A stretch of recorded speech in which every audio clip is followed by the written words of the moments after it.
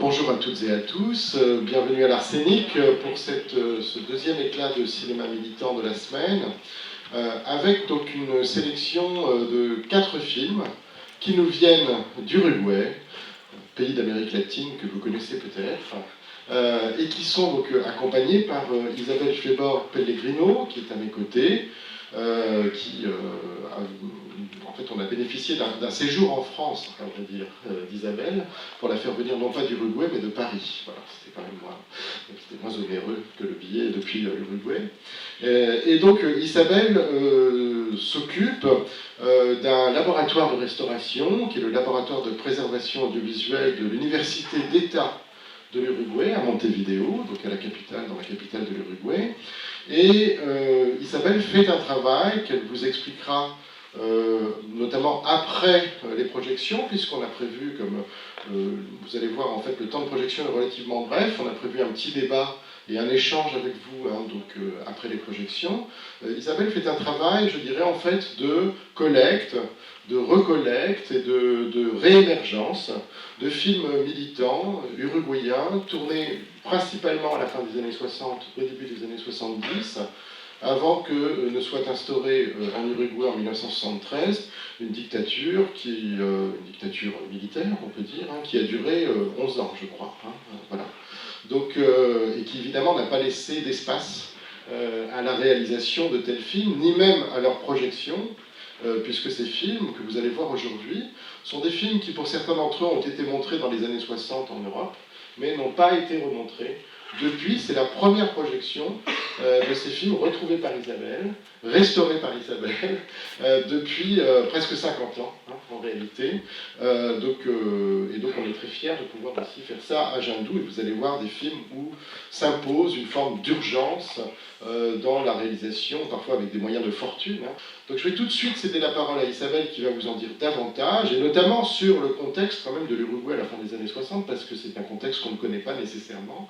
Voilà, je remercie infiniment Isabelle d'avoir bien voulu venir jusque dans le Lot, que tu ne connaissais pas, je crois, et de si loin pour nous présenter ces films. Donc, à toi. Premièrement, je m'excuse si mon français n'est pas... parce que je suis hispanophone, et en plus c'est à moi de remercier Christophe Gauthier et tout le festival pour nous recevoir, si en fait nous venons d'un pays qui est très lointain.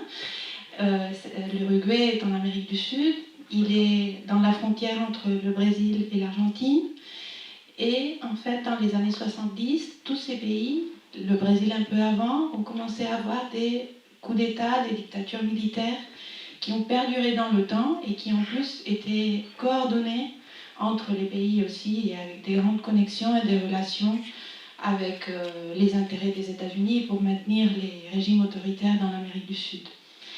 Et ce qui est vrai, c'est que c'est juste avant, dans les années 60, à la fin des années 60, que d'un côté, les gouvernements plus autoritaires, plus répressifs, se sont constitués dans ces pays, et d'un autre côté, il y a eu une radicalisation politique de ces pays de l'Amérique du Sud, c'est-à-dire que ça a été un contexte de beaucoup de confrontations entre les organisations sociales, les partis politiques de gauche et les gouvernements qui commençaient à s'installer, même si ce n'étaient pas les militaires qui commençaient à s'installer, c'était déjà des gouvernements civils qui augmentaient les mesures de répression sur la population. Et ces films qu'on va voir aujourd'hui, ce sont un peu l'expression des groupes militants qui, en plus de conformer ces organisations politiques radicales, ont conformé aussi des organisations de production cinématographique pour faire un cinéma qui cherchait diffuser et promotionner et attirer les jeunes qui, effectivement, pouvaient se lancer à ce projet qui était un peu en réponse des gouvernements autoritaires et aussi en solidarité avec les nouveaux courants de caractère révolutionnaire qui étaient très inspirés en ce qui avait passé en 1959 au Cuba, où la révolution cubaine a été un exemple pour toute l'Amérique latine de changement de la société. Alors il y a un peu un mix du contexte autoritaire, des nouvelles expansions de certaines idéologies révolutionnaires et aussi une cinématographie qui s'organise pour accompagner ce procès, pour le diffuser et aussi pour inciter à joindre les jeunes. C'est-à-dire que même si on est en train tous de réfléchir en ce qui concerne les 50 ans du 68, ça a été un moment très important pour la France, et les répercussions en Amérique du Sud n'ont pas été exactes, même si on est tous dans la réflexion sur le 68, pour nous ça a été un contexte un peu différent, parce qu'il y a les mouvements et les réponses étaient vraiment des réponses à des questions qui étaient plus locales de l'Amérique latine. Et ces films un peu reflètent les restaurer et les re-regarder.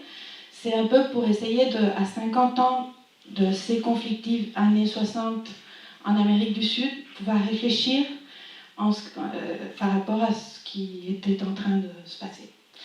On va voir premièrement 3 films qui ont été produits par des organisations qui étaient plutôt du côté de la gauche radicale, de la tendance qui a rapidement exprimé publiquement l'idée qu'il fallait accompagner la guérilla. La guérilla, ça a été les mouvements armés qui considéraient qu'il fallait prendre le pouvoir par les armes directement. Je ne sais pas très bien comment l'exprimer en français, mais... et alors, ces films ont commencé à se produire dans l'année 67, où il y a eu une conférence de présidents à Punta del Este, qui est un balnéaire de la haute classe en Uruguay, où il y a eu une conférence et il y a eu aussi la visite de plusieurs présidents et autres autorités de pays, des puissances. Et alors tout le mouvement de réponse contre ceci a commencé justement en 67. Il y a une très connue photo qui a parcouru le monde, parce que quand Nixon est arrivé en Uruguay, il y a eu Herrandonea, un dirigeant anarchiste, qui a, comment on dit, escupir, craché sur Nixon, et il y a une photo que c'est le profil de l'anarchiste, le crash, et le profil de Nixon. Alors ce petit pays a été un peu très iconographique en ce qui concerne les images de la réponse à l'impérialisme nord-américain en Amérique latine. Et ces 3 premiers films ont été alors produits par les communautés, les organisations de cinéastes qui étaient plutôt sur les tendances plus radicales. Le premier, c'est un film qui se produit justement en réponse pendant le 67 et se présente en 68, justement par la conférence de présidents à Punta del Este.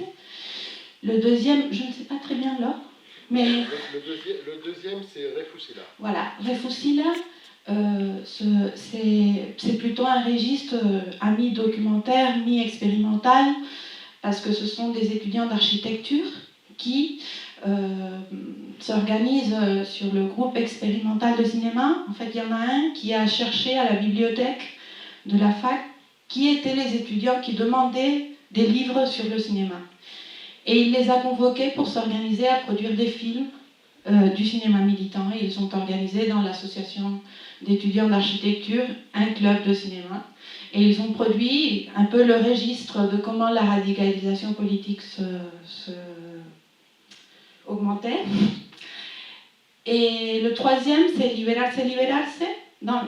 Après, on parlera un peu plus des films, mais à vrai dire, Liberarse, Liberarse, on pensait qu'il n'y avait plus de copies en Uruguay.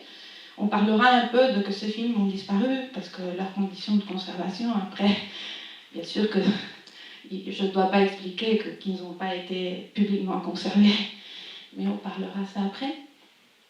Liberarse, Liberarse, on pensait qu'il n'y avait plus de copies, et en fait, on a trouvé très récemment une copie au musée de la mémoire.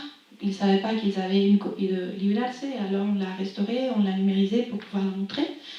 Et c'est un peu le registre du premier étudiant assassiné en 68, qui s'appelait Liber Arce. Et en espagnol, si on met les deux mots ensemble, ça fait liberarse. Alors le film s'appelle Liber Arce, Liberarse. Et c'est un peu symbolique de ce qu'a été justement le premier étudiant assassiné en 68, qui en plus, si en France, mai 68, c'est le moment de plus forte mobilisation, en Uruguay, c'est justement après la mort de ce premier étudiant. Il y a vraiment un 68 avant et après la mort de Libera. C'est la radicalisation politique après 68 a augmenté beaucoup.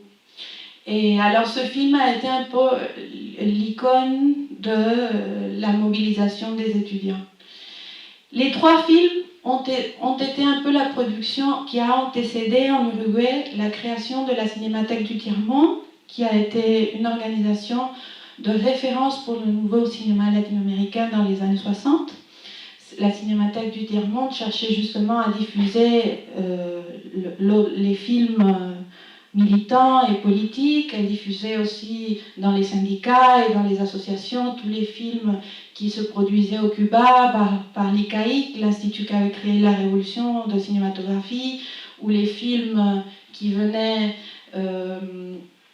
de la Bolivie, qui avait aussi un institut qui s'était créé lors aussi, c'est pas comme la révolution cubaine, mais il y a eu un très gros changement dans les années 50 en Bolivie, et il y a eu un institut cinématographique qui institutionnellement a fait une production de diffusion d'un cinéma social. Et alors tous ces films étaient très diffusés par la Cinémathèque du Tiers-Monde, et il y a aussi toutes ces petites organisations qui ont créé ces films qu'on va voir aujourd'hui, qui se sont reliées entre elles. C'est un peu les différentes tendances de la gauche radicale qui se sont reliées et ont créé cette cinémathèque, qui dans les années 60 a été très importante pour la nouvelle cinématographie latino-américaine, mais qui après, on ne pouvait pas l'étudier parce qu'on n'avait pas les films. Et alors un peu notre travail, c'est les récupérer pour pouvoir réfléchir, pas nécessairement répéter ces expériences. Sur les copies, sur le son. Ah, oui. Il y a une chose. Dans Me gustan los estudiantes, vous verrez que le son apparaît et disparaît. C'est un peu un effet artisanal de l'époque. Mais ne vous inquiétez pas, c'est comme ça. Et après Liberarse est muet. On a essayé de faire des sous-titres. Il y a peut-être des erreurs d'orthographe ou quelque chose. Pardon. Et après Refusila, oui, elle a du son. Et le quatrième film, on en reparlera, mais il est complètement muet, parce que le son est perdu. Bonne projection.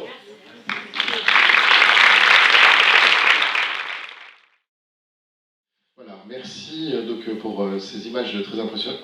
On reparlera évidemment de ces trois premiers films après à l'occasion de la Tchatch. Au passage, faire des films muets comme ça, des films militants, ça peut avoir une puissance réelle, même, voilà, donc s'abstraire du son, c'est pas mal. Et donc je vais laisser tout de suite Isabelle présenter ce dernier film, qui est très très particulier, Les Travailleurs de la Construction, alors qui sera aussi muet, mais qui n'était pas un muet intentionnel, lui, voilà, mais qui représente une autre tendance, on peut dire, de cette lutte politique en Uruguay à la fin des années 60. Merci. Une chose, le bâtiment que vous avez vu plusieurs fois, où il y avait les militaires qui lançaient des bombes, où il y a aussi le coffre de l'ULRC qui sort, c'est le bâtiment principal de l'université. Je le dis parce que c'est une institution publique autonome, et alors c'est un peu un symbole du lieu de conflit. Par rapport à ce dernier film qu'on va voir maintenant, c'est un film qui a été produit par Ferruccio Musitelli. Ferruccio Musitelli a été un cinéaste uruguayen qui a produit des films dès les années 50, plutôt au commencement de caractère expérimental, et après il a commencé plutôt à travailler pour les films, pour la production d'une cinématographie. Il a pris parti dans le Parti communiste, dans l'autre tendance de la gauche qui commençait à s'agrandir beaucoup à cette époque. Et en fait, à différence de ces premières tendances qu'on a vues maintenant, le Parti communiste en Uruguay a eu une double stratégie. Il a eu d'un côté la stratégie de faire son appareil armé, mais qui n'était pas publiquement reconnu. Et d'un autre côté, une stratégie légale d'arriver au pouvoir par les élections. Et ils ont beaucoup travaillé, surtout depuis leur congrès du 55-57, pour justement au niveau social et des syndicats et au niveau politique, essayer d'avoir un seul front commun politique en Uruguay. Ça a été un des partis, avec le Parti socialiste, qui ont travaillé le plus à ça. Et finalement, c'est vrai qu'en 1971, se crée le parti qui aujourd'hui est au gouvernement en Uruguay, qui est le Frente Amplio. Et alors le Parti communiste, un peu Ferruccio Musitelli a fait les principaux films qui ont été produits par le Parti communiste et par les syndicats qui étaient plus reliés au Parti communiste, comme justement le syndicat unique de la construction. Ce serait une traduction. La construction, oui. Oui. Et alors ce syndicat a demandé dans l'année 70 à Ferruccio de faire un film sur la situation des travailleurs de la construction, que c'est le film qu'on va voir. Et c'est un peu l'autre regard de la gauche de cette époque, justement les syndicats, leurs conditions de vie, la situation au niveau des droits. Et ceux qui ne connaissent pas l'Uruguay, ce qui est impressionnant du film, c'est qu'il y a un tas de choses qu'on voit dans le film qu'on dirait que c'est l'Uruguay d'aujourd'hui. Et alors ça, pour le public local, c'est un peu impressionnant, parce que ça fait déjà... Ce film a été...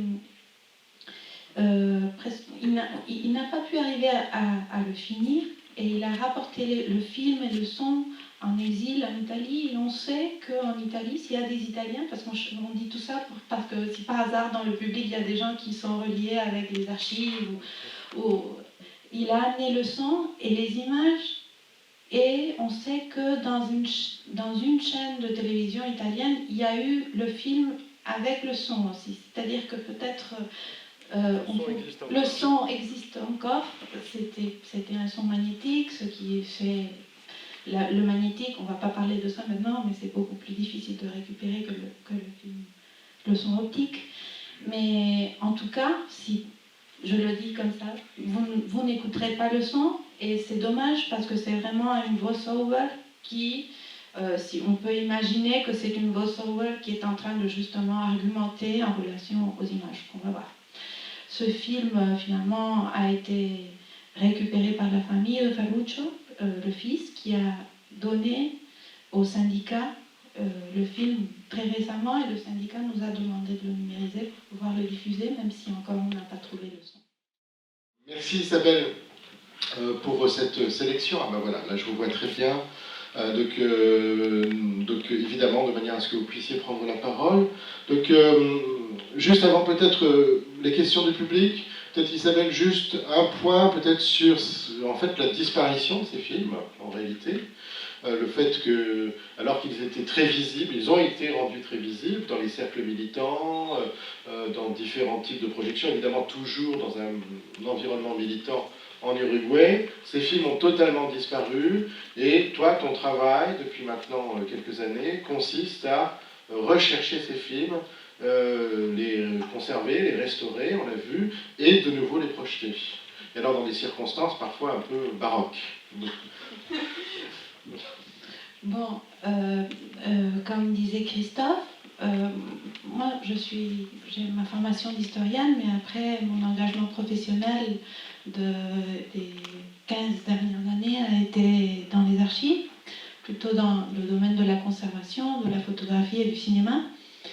Et j'ai été toujours très impressionnée de comment ces films, pour la nouvelle historiographie du cinéma, se sont transformés un peu comme une canonisation de ces films. Et les historiens disaient qu'ils n'avaient pas accès aux films proprement dit, qu'ils n'avaient que accès à des copies, qu'ils ne savaient pas exactement si c'était des copies, d'où elles venaient, si c'était complet, si c'était effectivement ou pas si c'était effectivement le film ou pas, les DVD, du YouTube. ou sinon directement des notices sur la presse, mais il y avait des films qu'ils n'avaient effectivement jamais vus. Et alors moi, comme archiviste, je me demandais, bon, comment peut-on faire pour faire une histoire du cinéma si on n'a pas accès aux sources primaires, ce sont effectivement les films. D'un autre côté, moi, j'ai en charge les archives cinématographiques de l'université, et en fait, l'université a abrité la production de certains de ces films, mais les conflits des années 60 ont fait, par ailleurs, Mario Handler, qui est un des principaux producteurs, c'était un fonctionnaire de l'université, de l'Institut de cinématographie de l'université. Et ce qui arrive dans cette période, c'est qu'il commence à avoir des conflits à l'intérieur de l'université à cause du discours hyper radical de ces films. Et alors il prend ces films et il les emmène à la Cinémathèque du Tiers-Monde. Il se désinstitutionnalise. Alors quand j'ai fait l'analyse des fonds de l'université, ça c'est les deux origines de mon travail. J'ai trouvé qu'il y avait un tel nombre de films qui avaient été produits ou bien avec des ressources de l'université par Mario, ou bien par Mario comme étudiant, mais en utilisant les laboratoires de l'université, qui n'étaient pas à l'université. Alors j'ai un peu commencé à travailler, c'est les origines un peu de mon sujet de recherche d'aujourd'hui, sur les films qui n'étaient pas dans les archives. Alors d'un côté j'avais les historiens qui ne trouvaient pas ces films, et d'un autre côté, moi comme archiviste, j'ai commencé aussi à critiquer un peu le discours des archivistes plus traditionnels qui travaillent que sur les fonds qui sont, et je me demandais un peu d'une façon hétérogène qu'est-ce qui arrive avec ce qui n'est plus dans les archives et pourquoi. Ce qui est vrai aussi, c'est que ce sont des films qui ont été produits dans un contexte où si on repense aujourd'hui à la conformation des fonds de la Cinémathèque du Tiers-Monde, que en fait, j'ai commencé à trouver, il y a bien sûr les cinéastes de l'époque qui m'ont beaucoup aidé. Par exemple, les fiches, les registres des archives qu'ils avaient, c'est plutôt des archives dont la notion d'archive, de conservation, de description n'est pas associée au concept traditionnel que les archivistes utilisent, mais est associée au concept de sécurité d'une organisation qui doit mettre en secret un tas de choses parce qu'ils sont en train de les produire et ils sont en train d'être persécutés par les forces de l'ordre. Alors, certains concepts qui se répètent dans le vocabulaire archivistique, comme description, identification, assurance des fonds d'archives, dans un archive comme celui de la Cinémathèque du Tiers-Monde, ont une signification complètement différente. Assurer, c'est justement ne pas identifier clairement la boîte, parce que c'est une façon de mettre qu'un code et ça, non. Par exemple, les lieux de préservation de ces films pendant la dictature ont été ou l'extérieur de l'Uruguay, n'ont pas du tout été les grandes cinémathèques institutionnalisées, ni celles qui est privée, ni les cinémathèques publiques, mais des trous dans des vieilles maisons, dans Orville. Ils ont caché ces films. Alors, toute leur histoire de préservation, c'est une histoire qui est hétérogène. Et ils les ont enterrés même parfois. Oui, voilà. Et en plus, d'aujourd'hui, ils te disent, bon, il y a Trump aux États-Unis, il y a la droite qui revient, je ne peux pas te dire exactement où est-ce que je les ai cachés quand je les ai cachés. Je peux seulement te dire qu'il est là et tu peux le récupérer. Mais je veux dire, il y a aussi dans nos pays un passé qui n'est pas encore résolu, parce que aussi il y a eu, je ne sais pas, il y a eu différentes situations, mais en Uruguay en particulier, il n'y a pas eu de jugement aux militaires qui ont persécuté la société, il n'y a pas eu de politique d'armistice, c'est-à-dire que c'est un passé qui est encore très traumatique, surtout pour les victimes qui ont été persécutées dans ce temps-là. En fait, il y a aussi un phénomène qui est le phénomène qu'on appelle de la troisième génération, que ce sont les petits-enfants, comme par exemple mes fils, mais ceux qui sont un peu plus grands, qui commencent aussi à se demander où sont les personnes qui sont disparues, où sont les archives qu'on n'a pu jamais récupérer. Alors, tout le projet que vous avez vu s'appelle « Le cinéma et la lutte contre l'impunité, les images du passé pour revoir le présent ». C'est justement, ça a évidemment un but institutionnel, académique, de recherche, archivistique, de pouvoir restituer des sources qui ne sont pas... Mais a aussi, je n'ai pas peur de le dire, un but qui est politique et social et de mémoire, et qui a à voir aussi avec mes propres inquiétudes comme citoyenne européenne. Je ne sais pas s'il y a une liberté d'expression. Alors, il y a une question ici, je ne sais pas s'il y a un micro. Oui, mais déjà, merci à Jean Cinéma d'avoir rendu ces projections de films possibles, et merci à vous, Isabelle, de venir pour les présenter ici. L'Uruguay est un pays que j'aime beaucoup, et effectivement, quand j'ai rencontré les jeunes générations d'aujourd'hui, je me suis rendu compte que c'était des jeunes qui à la fois critiquaient beaucoup leur pays, notamment pour une certaine lenteur à faire évoluer et à avancer dans des projets, dans tout plein de choses. Et d'ailleurs, tout à l'heure, à ce propos, quand vous disiez que, notamment par rapport au dernier film, que quand on pouvait voir certains paysages, des constructions, enfin des choses qui étaient restées à l'identique aujourd'hui, je l'ai retrouvé moi-même. C'est vrai, je trouve qu'il y a ça. Et c'est vrai que ces jeunes-là, ils critiquent à la fois ça. Et pour revenir à ce que vous disiez par rapport à la conscience politique, j'ai aussi, ces mêmes personnes me disaient que par rapport à la dictature militaire, c'était un sujet qui n'était pas abordé dans les manuels scolaires. Et c'est vrai que c'est assez fort parce qu'en Uruguay, il y a 3 millions de personnes seulement, et beaucoup des personnes qu'on rencontre ont quasiment eu un lien, ont souffert directement des conséquences de la dictature militaire. Et donc il y a un vrai travail de quête d'identité et d'essayer de penser ces blessures-là pour toutes les générations qui ont vécu ça, mais celles qui viennent après aussi et qui se demandent pourquoi ça reste un sujet tabou. Et donc, dans justement le cadre de votre projet, qui est aussi de pouvoir revaloriser tout ce patrimoine pour faire en sorte de générer du débat dans le temps présent, je voulais vous demander si justement vous aviez la possibilité de diffuser ces films à l'université, aussi auprès des étudiants, pour générer ce débat-là et faire le pont comme ça entre ce qui s'est passé et dans le présent. Et si oui, justement, quels sont les retours aussi de ces jeunes que vous pouvez, qui peuvent avoir accès à ces films aujourd'hui. Merci. Oui, avant de répondre, je veux dire justement que ces difficultés en Uruguay ont fait aussi qu'on n'a jamais eu un investissement pour récupérer ces archives et qu'on a dû construire nos propres scanners avec des techniques artisanales. Et bon, les résultats que vous voyez, ce sont des scanners qu'on a construits pendant 2 ans, qui est utilisé aujourd'hui à l'université pour récupérer des films. Alors, tout notre laboratoire n'a pas d'un investissement, d'un grand ARRI ou Blackmagic, il n'y a rien de ça. C'est un vieux appareil qu'on a fait refonctionner. Maintenant, c'est la première fois que je vois ces films dans un écran aussi grand, et je suis un peu obsédée par la question technique, et il y a un tas de petits détails que j'ai notés. Mais ça, si vous les avez notés, je voulais aussi expliquer que c'est un travail qui ne se fait pas au niveau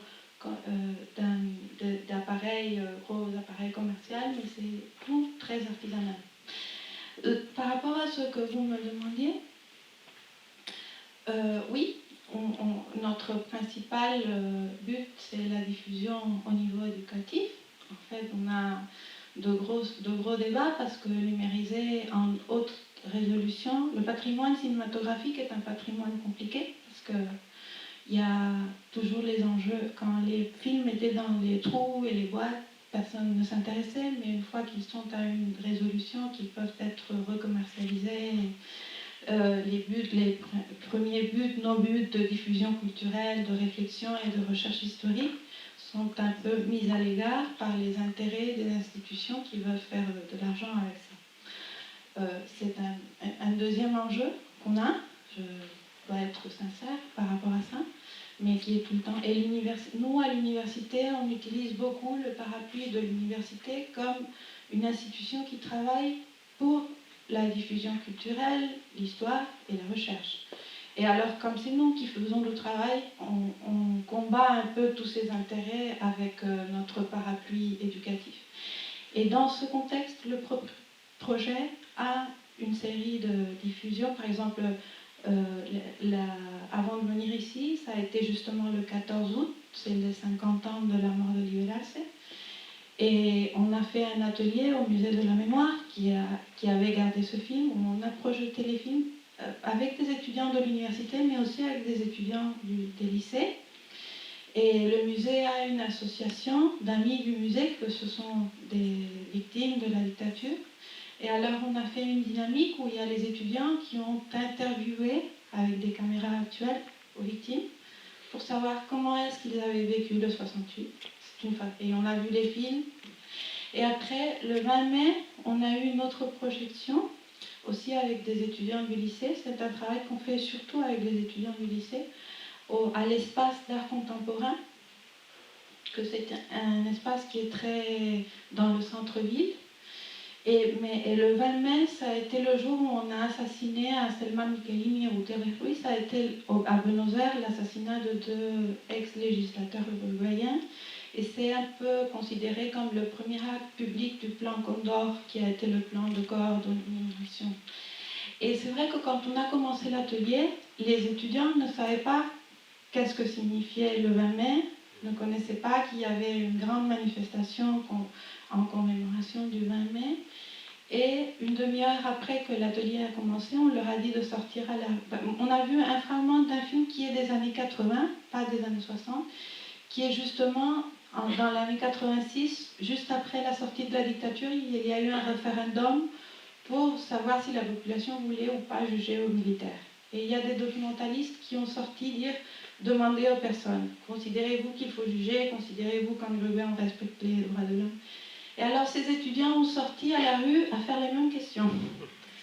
Et si une demi-heure avant, ils ne savaient même pas qu'est-ce que ça avait passé le 20 mai, à une demi-heure après, ils étaient dans la rue en train de demander les gens, mais vous considérez vraiment qu'on respecte les droits de l'homme? Et il y a un interview qui est très intéressant parce qu'il y a un étudiant qui est allé interviewer un militaire qui était juste dans le coin de la rue. Et le jeune militaire lui a dit, bon, je crois qu'aujourd'hui on défend un peu plus les droits des femmes. Que c'est intéressant parce que qu'est-ce que ça veut dire les droits humains au XXIe siècle non, on a toujours la tête autour des violations des droits humains dans le passé récent, mais il y a aussi des trucs qui apparaissent aujourd'hui.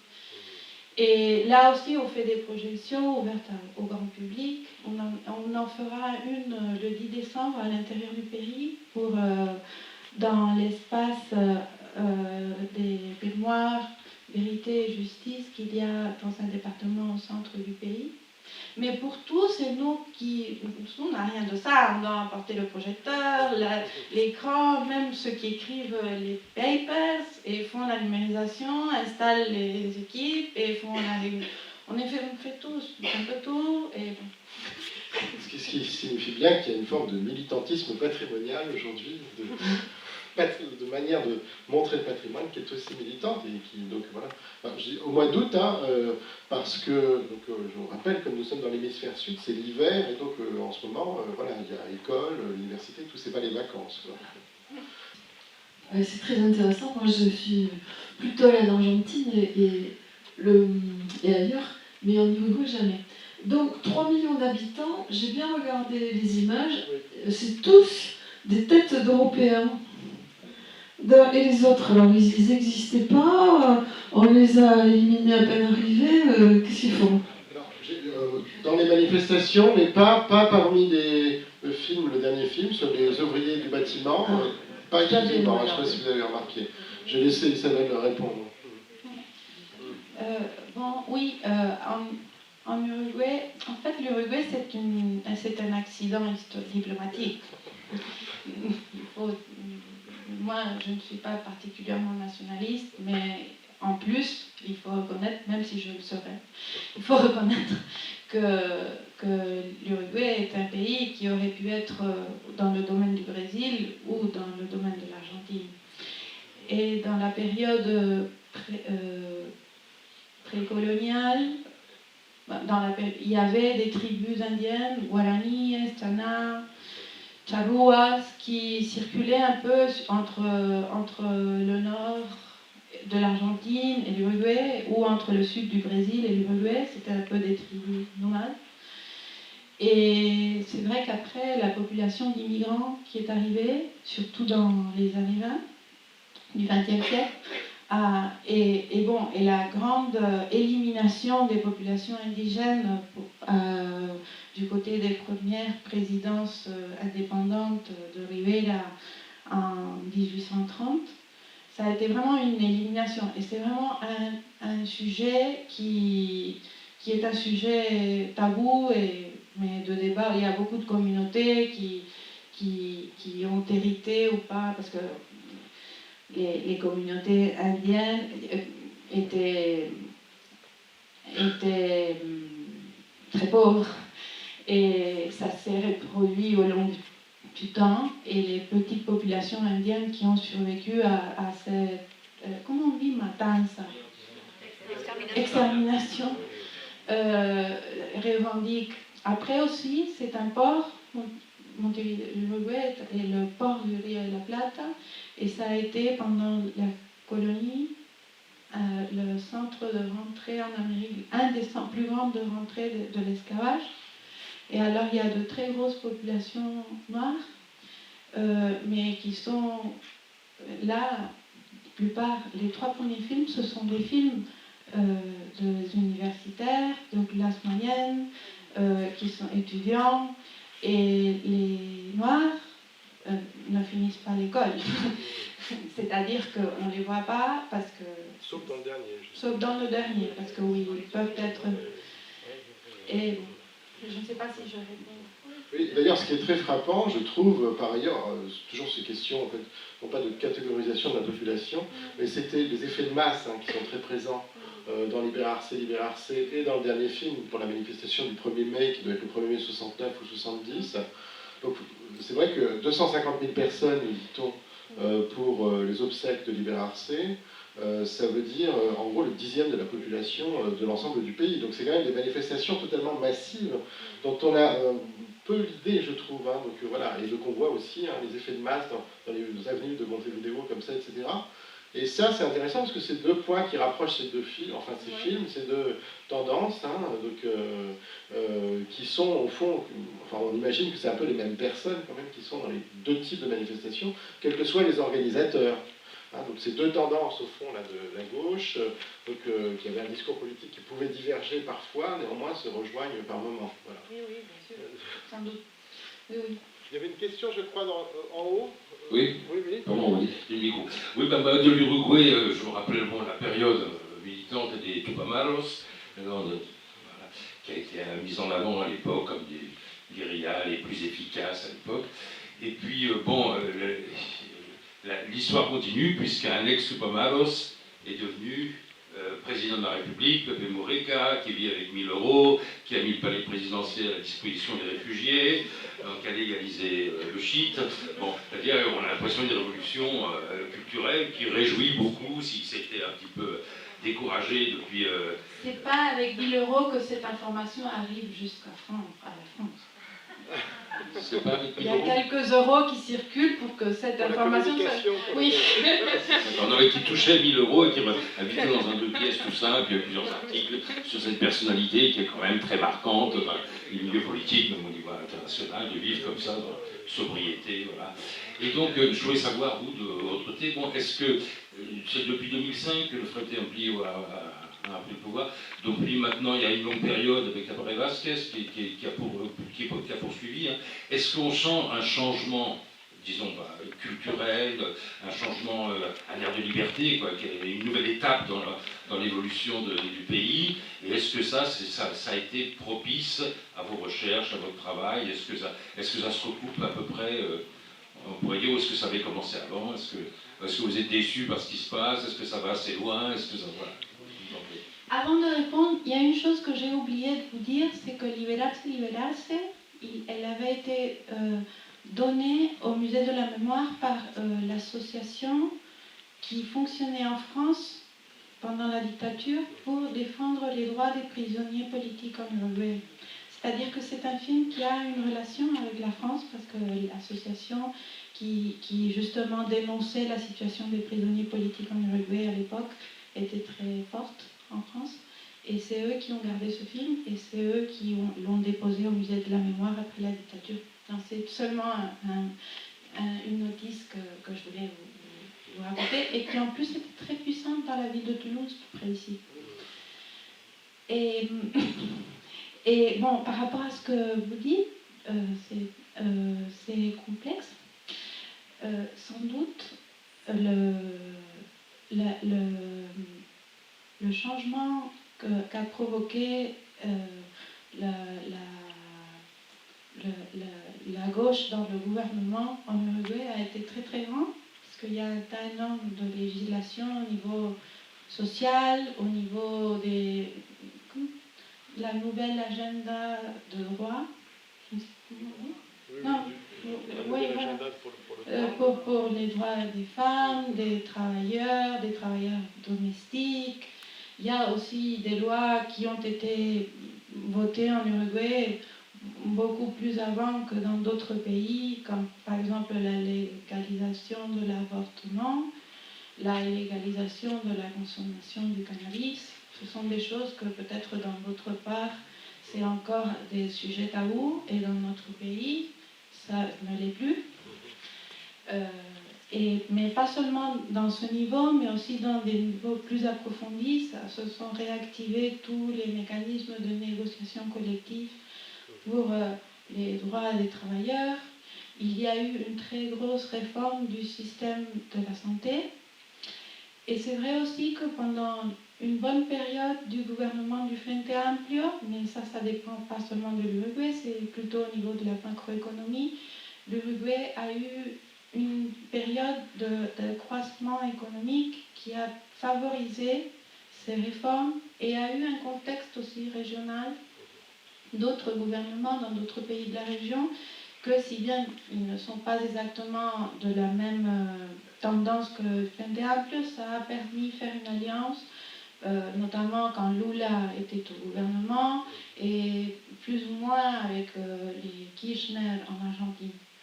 C'est vrai que de la même façon que ce qui est en train d'arriver au Brésil et en Argentine, cette installation dans le gouvernement fait aussi qu'il y ait des secteurs qui, je ne crois pas qu'il y ait une question grave de corruption. Je trouve que corruption, on voit au Venezuela, au Mexique, en Argentine, mais c'est vrai qu'il y a un certain clientélisme politique où il y a toute une génération dont sa vie est l'appareil du gouvernement, et les buts pour lesquels on avait fait toutes les démarches pour que le Frente Amplio soit dans le gouvernement sont un peu oubliés. Je ne sais pas si je m'explique un peu. Mais bon, les autres tendances politiques en Uruguay, il y a vraiment le Frente Amplio aujourd'hui, c'est le centre, et les autres tendances sont l'extrême droite. Il n'y a pas des options politiques entre le Frente Amplio et la vraie extrême droite, inspirée dans ce qui se passe aujourd'hui en Espagne ou en Italie. Alors, ça, pour vous dire un peu le contexte. Après, en ce qui concerne mon travail, c'est vrai que avant le Frente Amplio, tout le monde disait les archives de la dictature ont été brûlées, ont complètement disparu, ça n'existe pas. Et avec le Frente Amplio, on a détecté que ces archives existent, mais leur communication ou leur accessibilité est encore très difficile pour la population. Et un peu l'université, qui est publique mais autonome, c'est un peu un agent de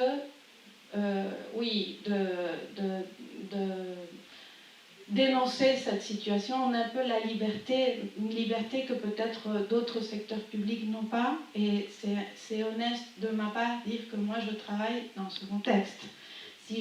J'ai travaillé aussi dans le contexte de la secrétariat de la présidence de la République, et les conditions était nul parce qu'on a une loi qui amnistie les militaires et que par conséquent, les choses qui devraient être dites et publiées ne se publient pas. C'est-à-dire que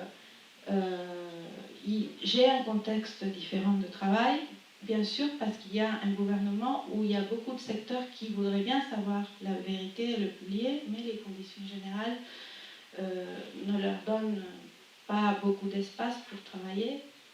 Par exemple, je pourrais vous dire qu'à ce moment-là, on sait très bien les sites où il y aurait on aurait à explorer où sont les corps des détenus disparus, et les blocs sont politiques.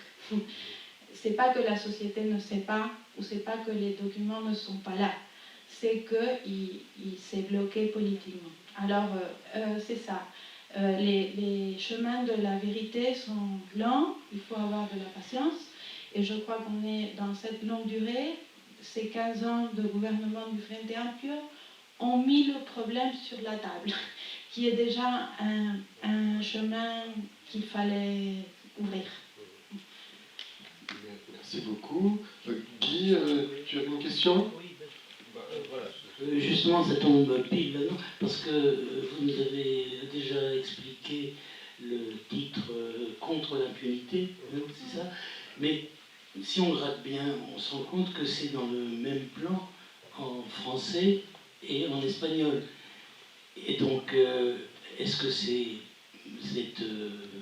cet avertissement est uniquement pour la France, ou est-ce qu'il est publié comme ça? Vous allez présenter ces films avec le même titre, contre l'impunité. Je vais juste, avant de repasser la parole à Isabelle, rappeler que Isabelle, en fait, a fait la traduction et les cartons pour Jindou. Donc elle l'a fait aussi en bilingue, en français, pour vous, pour nous. Hein, voilà. Tous les erreurs. Non, mais je veux dire, c'est pour ça que c'est aussi en français, quoi. En fait, voilà. Non, mais c'est comme ça. En fait, quand on a présenté un fonds d'une commission de fonds universitaires pour des projets de diffusion des recherches. Et moi, quand je me présente tout le temps à des fonds, et je me rappelais pas très bien. On était hyper radicalisés quand on nous a présenté, on s'est présenté parce qu'on a mis ce titre. Moi, je me rappelais qu'on avait présenté quelque chose là, cinéma et politique. Et quand j'ai vu que le titre était comme ça, et maintenant, bon, ça y est, c'est le titre du projet et on le diffuse de cette façon, mais c'est vrai que c'est fort. Et ça, je crois qu'au moment, on était en train de récupérer tous ces films, et puis on était très enthousiastes, et on a mis ce titre qui est hyper fort, et puis après on a dû le maintenir, et bon, mais ça, je crois que ça va, parce que c'est vrai aussi. C'est vrai que ce sont des actions pour finir avec le silence. Pas seulement le silence sur les violations de droits humains, aussi le silence de cette génération qui a participé de tout ça, de cette radicalisation, et que certaines fois n'arrive pas à parler de ça avec toutes les lettres, de dire on était pour la révolution, on n'était pas seulement pour défendre la démocratie. Et non, en Uruguay c'est beaucoup plus, je ne sais pas si ici c'est pareil, mais là-bas avec nos parents, c'est non, bon, j'avais des amis qui, mais pas moi, et en fait on voit dans les images que c'était complètement généralisé. Merci pour cette séance, et votre français est impeccable, hein, il n'y a aucun problème. Aussi bon que celui de Christophe. Hein, Moi, ce qui m'a frappé, c'est que ces images sont des documents militants qui ont été produits dans des conditions très difficiles, mais ce sont des films de cinéma qui utilisent pleinement le langage, l'écriture cinématographique. Par exemple, j'ai été frappé par l'utilisation du montage. À un moment donné, je crois que c'est le premier film, il y a un montage alterné quand il y a la conférence de Punta del Este, et on voit les scènes de la conférence avec les officiels à l'intérieur, et puis à l'extérieur, dans la rue, les manifestations, les protestations. Dans un autre film, il y a aussi en montage comme ça alterné les travailleurs de la construction qui construisent les belles villas contemporaines, je pense, de la station de Punta del Este, et puis les habitations populaires, on voit les habitations ouvrières, etc. Donc en fait, ce sont des films de cinéastes, et les gens qui ont fait ça, ce sont des cinéastes en même temps qu'ils étaient des militants, je pense. Hein. Oui, tout à fait. En plus, il y en a certains qui continuent avec ces 80 ans en pleine activité. Et ce sont, en fait, c'est pour ça que l'historiographie locale reconnaît les années 60 aussi comme le moment de consolidation d'une cinématographie d'auteur.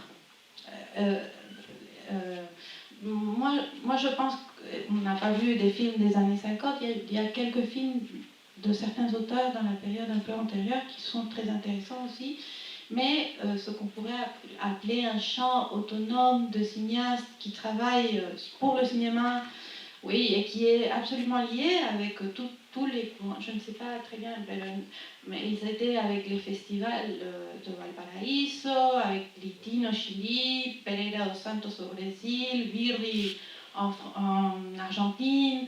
Je ne sais pas, il y a toute une génération qui fait naître le nouveau cinéma latino-américain, dont ces films sont les titres. Mais d'un autre côté, si on voit, il n'y a pratiquement pas le nom des auteurs dans les crédits, parce que ce sont des films militants, et parce qu'il fallait avoir prêter beaucoup d'attention.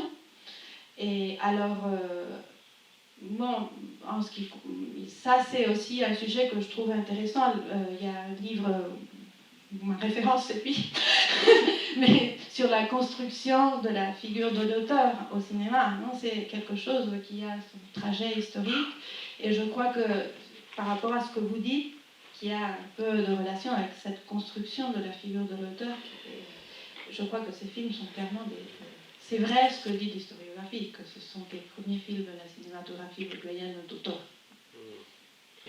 Par rapport au choix des mots, quand même, rompre le silence c'est une chose, mais inscrire les films sous le terme contre l'impunité, ça pose un pas de plus.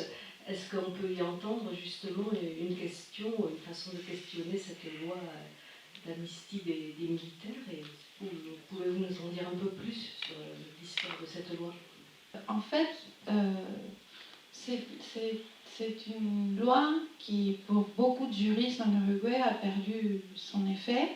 Il y a une tendance de juristes qui dit que constitutionnellement, il y a toute une argumentation qui explique que c'est une loi qui a perdu... Il y a un débat en Uruguay autour de ça. Et il y a les juristes qui appartiennent à la suprême cour, la Cour suprême, qui sont dans l'autre tendance et qui argumentent que la loi est encore... Et c'est un sujet de débat en Uruguay. Alors là, on n'a montré que quelques films, mais comme je vous ai dit avant, dans les séries qu'on utilise pour ce projet en Uruguay, il y a aussi tous les films produits dans les années 80 et 90 qui justement, dans le contexte tout près de la fin de la dictature, produisent des films en signalant les aspects associés à cette loi. C'est-à-dire que, oui, il y a une question de revoir le cinéma pour comprendre l'histoire du cinéma proprement dite, mais aussi pour comprendre l'histoire politique et les problèmes qu'actuellement sont en débat dans notre pays. Je voulais savoir si vous aviez été en contact et que si vous aviez rencontré Liliane de Kermadec. Parce que cette année, j'ai vu un film que on n'a pas tous aimé, là, mais que moi j'ai beaucoup aimé, qui s'appelle Le Cri des fourmis, et dans lequel elle questionne, enfin des femmes témoignent, c'est des femmes qui ont mon âge, enfin, qui ont été, qui sont entrées dans les Tupamaros ou pas, enfin, qui ont vécu. Et j'ai trouvé que c'était un très beau film parce que on sent qu'elles ont vécu des choses où elles étaient pour la lutte armée, tout ça. Et c'est toutes des femmes qui ont une douceur, voilà. Et avec dans le montage, hein, il y a des peintures, c'est assez beau. Et je me disais que c'était justement un hommage, alors sur l'impunité, enfin, par rapport à l'impunité, à ces femmes, là c'est que des femmes qui ont combattu à ce moment-là et qui témoignent maintenant. Et je me demandais si dans les archives, enfin bon là, je me demandais si... En fait, Kermadec a un film qui s'appelle Uruguay, connaissez-vous, qui est fait avec Alain Labrousse, qui est un des cinéastes avec lesquels on est en train de travailler, parce que lui, Alain Labrousse était français, je ne sais pas, peut-être vous le connaissez un peu plus que les autres directeurs, et il a été coopérant du lycée français à Montevideo entre les années 68 et 70. Et le lycée, vous avez vu le bâtiment de l'université, il y a aussi à côté la bibliothèque publique, et tout à côté, c'était le bâtiment du lycée français, juste dans l'avenue principale de la ville. Et quand Labrousse était à Montevideo, il montait sur le trottoir du bâtiment du lycée français et il enregistrait tous les conflits entre les étudiants. Justement, cette association qui a donné ces films au musée de la mémoire, ce sont les choses qui ont été produites par Kermadec, par Alain Labrousse et par cette association à partir des registres qu'ils avaient pris. Après Labrousse, lui, il a fait un tas énorme de travail anthropologique aussi avec des registres audiovisuels en Bolivie. C'est une figure très intéressante. Et on ne les a pas encore fait parce que c'est très artisanal ce qu'on fait. Et c'est-à-dire qu'on n'a pas encore arrivé à ces titres. Mais bien sûr que et en plus, c'est super influent et entre cette communauté d'Uruguayens et Alain Labrousse, un peu la figure des coopérants dans les centres éducatifs de l'Amérique latine a été très influente. C'est toujours moi-même, quand j'étais boursière du lycée français à Montevideo, quand j'étais petite, vraiment, quand il y avait les coopérants qui venaient, c'était des jeunes profs qui avaient des nouvelles idées différentes. Et je crois que le coopérant professeur de philosophie qui filmait les manifestations étudiantes, qui après est parti en Bolivie à se filmer avec les communautés natives, ça doit être... Et bon, en fait, il y a une partie des archives de Labrousse qui sont ici, en France. Il y a eu sa première femme, qui était uruguayenne, a donné ses archives à travers de l'association en Uruguay au musée de la mémoire. Et sa deuxième femme, qui était française, a ses archives là, en France. Et bon, mais on est en contact avec tous et vraiment il y a une volonté de récupérer cette figure et son histoire. Une toute petite remarque, j'ai dû sourire parce que je connais Albert Leipzig. Moi je viens de Leipzig, cette ville où le film a été primé. Ce film était primé dans sa lutte contre la dictature, dans un système qui était bien loin d'être démocrate, où pour une simple plaisanterie, certains se retrouvaient des années en prison ou vendus à l'Allemagne de l'Est, on ne pouvait pas sortir, bouger, enfin, je ne sais pas au niveau des libertés si c'est comparable à ce qui se passait, mais que ce film soit primé en Allemagne de l'Est en 71, quelques années après l'insurrection de Budapest, dont on a écrasé dans le sang les populations. Bon, il y a quelque chose d'un petit peu qui frappe, qui peut même d'ironie un peu triste en disant que ces combats pour la liberté portés par ces films à cette époque étaient descendus par des régimes qui n'avaient rien à leur envier au niveau de la défense, au niveau de l'oppression des peuples. Mais ça, c'est l'histoire du XXe siècle.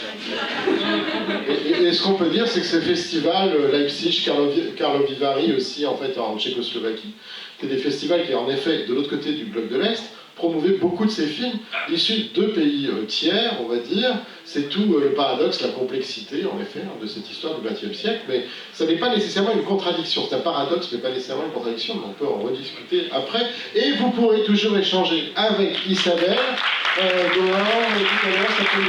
Merci.